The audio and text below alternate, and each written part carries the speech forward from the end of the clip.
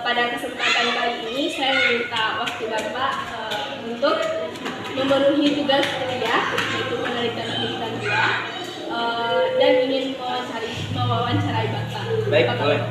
Boleh, Pak. Boleh ya? Silakan.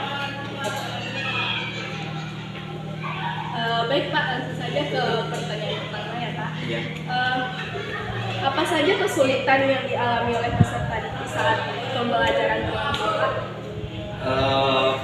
Baik, terima kasih Afif atas pertanyaannya. Berarti tentang kesulitan pembelajaran peserta didik Bapak ya. Ya. Dalam pembelajaran itu yang Bapak kebetulan sekarang sedang mengaku kelas 4. Di kelas 4 itu sekarang artinya dari proses kelas 3 ke kelas 4 itu ke pancaroba ya.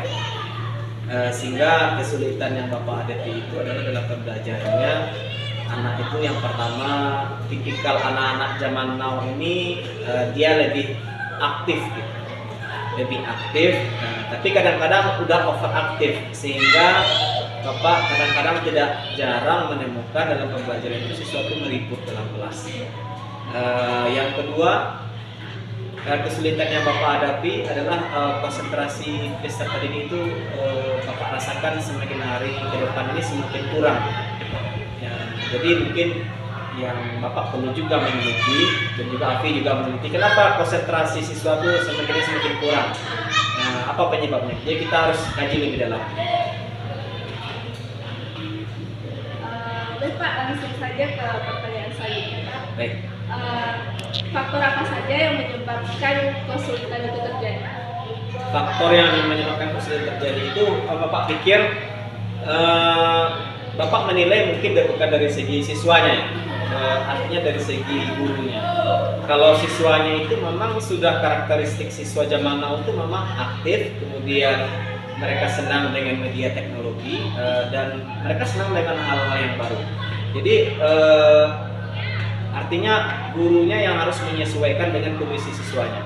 Jadi Bapak sekarang itu kesulitan yang Bapak hadapi dan Bapak berusaha untuk merubah pola mengajar Bapak sesuai dengan kebutuhan peserta didik.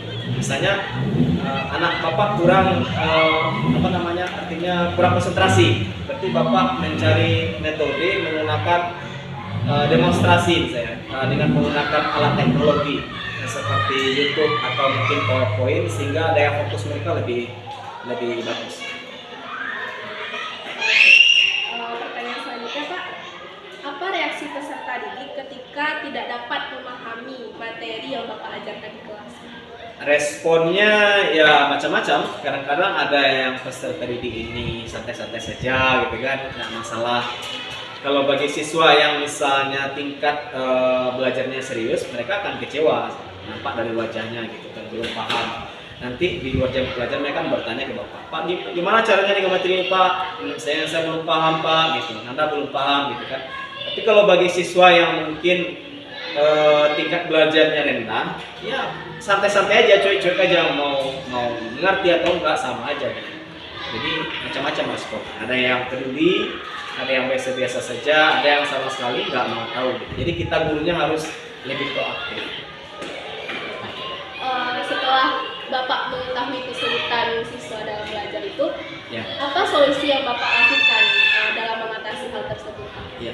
Bapak sebagai guru, boleh dibilang guru muda lah, artinya guru milenial ini, Bapak berhadapan dengan anak-anak teknologi. Nah, jadi anak-anak sekarang ini kan anak-anak zaman now gitu. Jadi mereka senangnya dengan game, dengan HP, gadget atau laptop mungkin dan sejenisnya, dengan PlayStation. Jadi Bapak sekarang masih terus belajar bagaimana meningkatkan kemampuan IT Bapak, teknologi Pak dengan belajar dengan menggunakan misalnya membuat video pembelajaran lewat YouTube atau mungkin membuat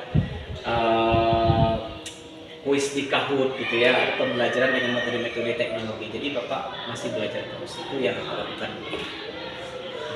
Oke Pak, terima kasih atas waktu yang telah Bapak berikan untuk Afi Pak.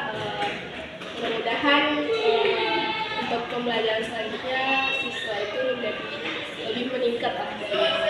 Baik, terima kasih Afi dan harapannya besar buat guru-guru muda untuk terus berkarya.